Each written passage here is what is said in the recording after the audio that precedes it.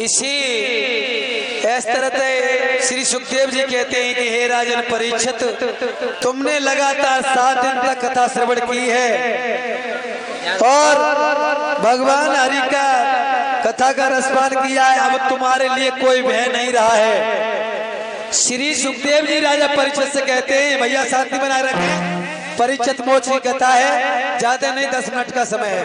कहाँ है परीक्षित जी? उठ के खड़े हो और गंगा जी के तट पर कुसका आसन बनाकर बिछाकर और भगवान हरि का भजन करना है।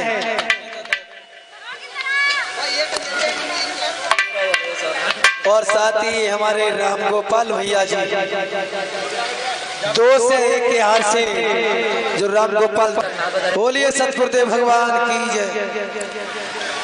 और कहा है, हे राजन तुम्हें गंगा के किनारे जाना है, कुसका आसन बिछा करके और वहाँ भगवान का भजन करना है। अब तुम्हें किसी प्रकार का भय नहीं रहा है।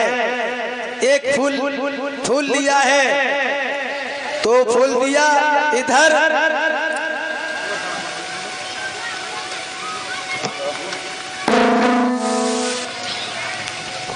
आओ आगे बढ़ के आओ, आ जाओ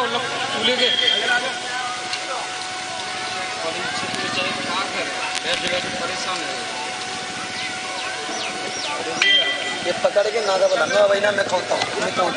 मैं कहता हूँ इधर श्री सुखदेव जी राजा परीक्षित को समझा रहे हैं। इधर तक्षक डसने के लिए चला है और धनवंतर उन्हें बचाने के लिए चले हैं।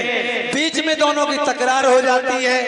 तब धनवंतर ने कहा, तुम कौन हो? तो मैं तक्षक हूँ। कहा आप कौन हो? कि मैं धनवंतर हूँ। तुम क्या करने जा रहे हो? कि मैं राजा को डसने जा रहा हूँ। और तू क्या करने जा रहा है? कि मैं बचाने जा रहा हूँ। दोनों में तकरार हुई तो आज परीक्षित ने, तक्षक ने और आज गुरुजी को धोखे से खा लिया है। जब खाया है तो गुरु ने कहा है चेलाओं से, कह रहे चेलाओ मुझे माथ में गाड़ दो, 6 महीने 3 महीना तक मेरे ऊपर ढाक बजाओ और ढाक बजाने के बाद मुझे उखाड़ना। तो आज चेला सभी ढाक बजाने लगे हैं और गुरु उस माथ में गड़े हुए, तब तक्षक आ जाते हैं।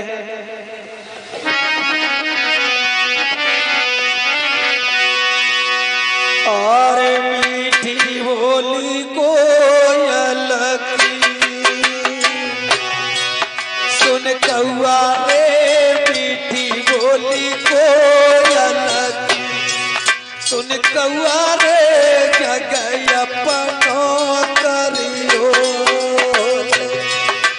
मीठी बोली कोयल के सुन कौआ रे, मीठी बोली कोयल की सुन कौआ रे, जगह अपनो करियो।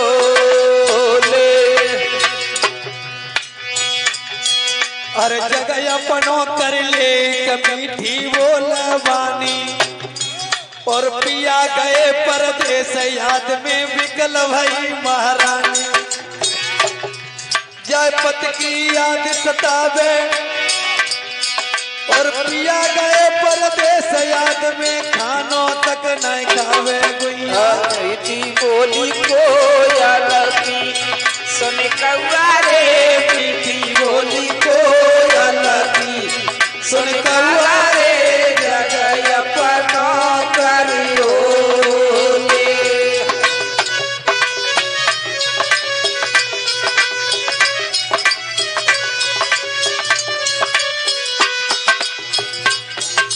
आज चेलाओं ने ढाक बजाई है तो तक्षक ने कहा ये क्या कर रहे हो? हम ढाक बजा रहे हैं, अपने गुरु को बचाना चाहते हैं। अरे पागलों, ये सड़ जाएंगे, उखाड़ो इनके लिए।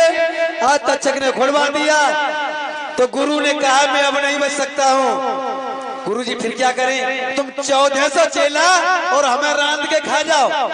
तो 1400 हड्डियां पकी हैं। तक्षक फिर पहुंच गया और वो हड्डियां गंगा जी में फेंकवा दी।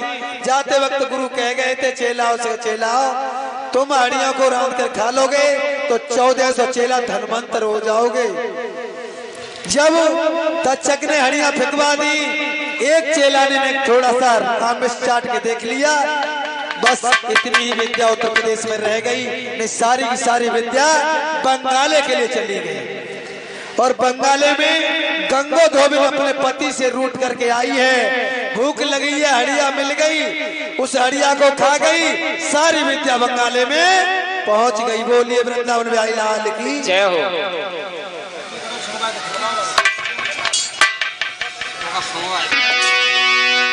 पकड़ो यो फूल, फूल पकड़ो, यो करके पकड़ना है और नाक पधरना है, ठीक है। ये साथ आओ तुम भी।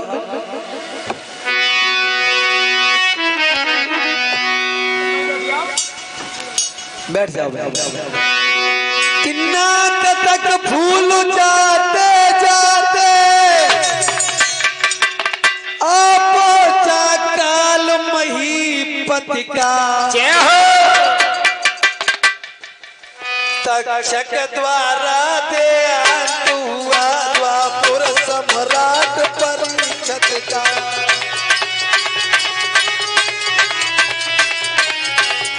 बोलिए वृंदावन बिहारी लाल की जय हो। और ये हमारे ओमवीर भैया के बेटा हैं,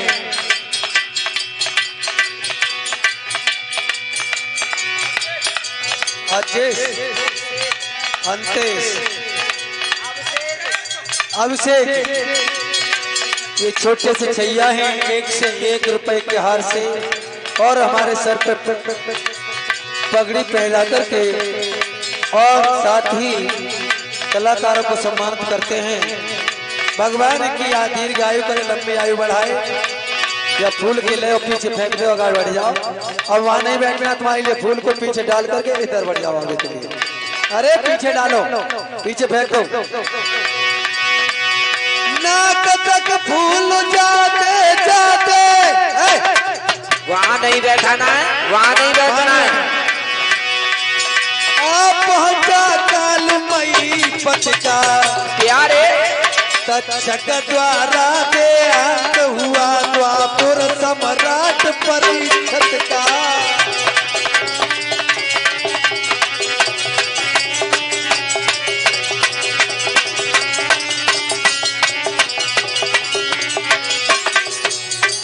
इस तरह से परीक्षित मोक्ष हुआ है। बोलिए सतगुरुदेव भगवान की। अब भाई